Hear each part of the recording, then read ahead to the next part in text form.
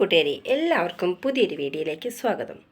അപ്പോൾ ഞാൻ ഇന്ന് നിങ്ങളായിട്ട് ഷെയർ ചെയ്യാൻ പോകുന്ന വീഡിയോ എന്ന് പറഞ്ഞാൽ നമ്മുടെ സീബ്ര ലൈൻ ക്രോസ് ചെയ്യുമ്പോൾ വണ്ടിക്കാർ പാലിക്കേണ്ട മര്യാദകളും നമ്മൾ പാലിക്കേണ്ട മര്യാദകളും നടന്നു പോകുന്നവർ പാലിക്കേണ്ട മര്യാദ എന്താണെന്നല്ലേ. ഞാൻ ഇന്ന് പോയപ്പോൾ ഒരു സംഭവം നടന്നു. കാരണം സീബ്ര ലൈനിൽ കൂടെ നടക്കാൻ വേണ്ടി നമുക്ക് മറ്റുള്ള സ്ഥലത്തു കൂടെ പോകുമ്പോൾ വണ്ടി തട്ടിയാലാണ് പ്രശ്നം. നമുക്ക് ഇതിലൂടെ വിശ്വസ്തയോടുകൂടി പോകാം എന്ന് വിചാരിച്ചിട്ടാണ് നമ്മൾ സീബ്ര ലൈനിൽ കൂടെ പോകുന്ന സമയത്ത് അപ്പുറത്ത് നിന്ന് ഒരു കുഞ്ഞും അമ്മയും വരികയായിരുന്നു.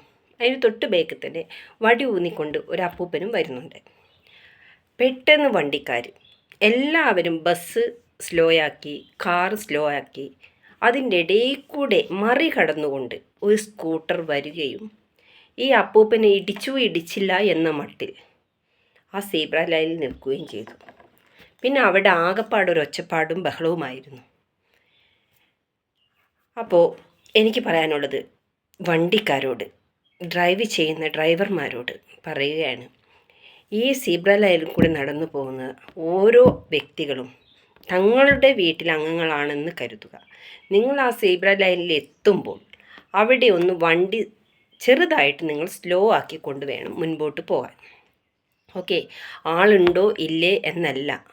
നിങ്ങൾക്കറിയാലോ സ്ഥിരമായി പോകുന്ന വഴിയിലൂടെ എവിടേക്കാണ് ഈ ഒരു ലൈൻ ഗവൺമെൻറ് തന്നിട്ടുള്ളത് എന്ന് നമുക്കറിയാലോ. അപ്പോൾ അവിടെ എത്തുന്ന സമയത്ത് നിങ്ങളൊന്ന് വണ്ടി സ്ലോ ആക്കുക. ആളുണ്ടോ ഇല്ലേ എന്നല്ല. ഈ നടന്നു പോകുന്ന ആളുകൾ ആ ഒരു ലൈനും തിരഞ്ഞുകൊണ്ട് ഒരുപാട് ദൂരം നടന്നു വന്ന ലൈന് കാണുമ്പോൾ ആ ലൈനിന് വേണ്ടി അതിൽ പോകാൻ വേണ്ടിയിട്ടാണ് അവർ നിൽക്കുന്നത്. പരമാവധി അപകടങ്ങൾ നമുക്ക് ഒഴിവാക്കാം. അതുപോലെ തന്നെ നടന്നു പോകുന്നവരും ശ്രദ്ധിക്കേണ്ടത്, സീബ്ര ലൈനാണല്ലോ, ഞാൻ പോയാൽ എന്താ, അങ്ങനൊരു അഹംഭാവം ആർക്കും പാടില്ല. വണ്ടി വരുന്നുണ്ടോ, വണ്ടി സ്പീഡിലാണ് വരുന്നത് എന്ന് നോക്കി വേണം നമ്മൾ ആ ലൈനിൽ കൂടെ ഒന്ന് പാസ് ചെയ്യാൻ. കാരണം ഡ്രൈവർമാർ ചിലപ്പോൾ അവർക്ക് ബ്രേക്ക് പിടിച്ചാൽ കിട്ടി എന്ന് വരില്ല. അതും കൂടി നമ്മൾ ശ്രദ്ധിക്കണം. എല്ലാവരെയും ഞാൻ പറയുന്നില്ല, ഇന്നിപ്പോൾ സംഭവിച്ച കാര്യമാണ്. അത് അഹമ്മതിയോട് കൂടിയിട്ടുള്ള വരവാക്ക്. അതുപോലെ തന്നെ നമ്മൾ ഈ സീബ്ര ലൈൻ ക്രോസ് ചെയ്യാൻ വേണ്ടിയിട്ട് ഒരുപാട് ആളുകൾ വെയിറ്റ് ചെയ്യുന്നുണ്ടാവും അല്ലേ. അപ്പോൾ ഈ വണ്ടികളൊക്കെ നിർത്തിയിട്ടുണ്ടാവും, രണ്ട് സൈഡിലും വണ്ടി നിർത്തിയിട്ടുണ്ടാവും. പക്ഷേ ഈ ബൈക്കുകാരും ചില കാറുകാർ ചില ഓട്ടോക്കാർ ഒക്കെ കൂടി എന്ത് ചെയ്യും, അതിൻ്റെ ഇടയിൽ കൂടി ഇച്ചിരി ഗ്യാപ്പ് ഉണ്ടാക്കി മുന്നോട്ട് വരും. അവിടെയും നമ്മൾ അപകടം ഒളിഞ്ഞിരിക്കുന്നുണ്ടെന്ന് മനസ്സിലാവുന്നില്ല. അപ്പോൾ എല്ലാവരും മനുഷ്യനാണ്, എല്ലാവരും ജീവനും വിലയുണ്ട്, അത് നിങ്ങൾ മനസ്സിലാക്കുക. അതുപോലെ തന്നെ റോഡ് ഈ സീബ്ര ലൈനിൽ കയറിയിട്ട് ആ ലൈനിൽ കയറ്റിക്കൊണ്ട് ചിലർ വണ്ടി നിർത്താറുണ്ട്. അതും അപകടം തന്നെയാണ്. അത് നിയമവിരുദ്ധമായിട്ടുള്ള കാര്യമാണ്.